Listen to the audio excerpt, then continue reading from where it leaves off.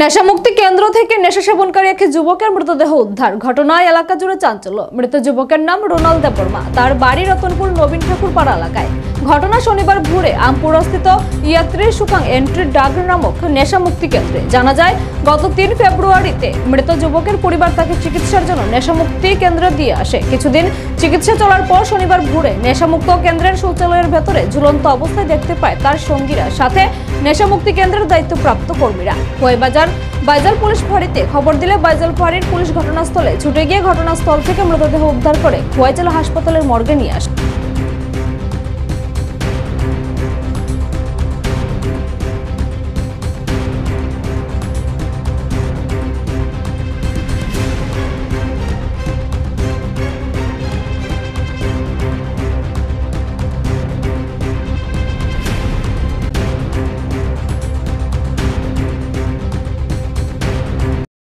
তার বাবার নাম কি তো স্যার?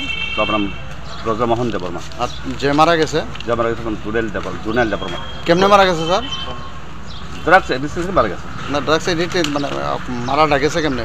সুইসাইড? আমি তো আগে আমরা হাসপাতালে গিয়ে পাইছি, শুধু জায়গা থেকে মারা গেছে। সুইসাইডে মারা গেছে। সুইসাইড করে মারা গেছে গামছা দিয়ে। এখন কই আছে স্যার? ডিস্ট্রিক্ট হাসপাতালে।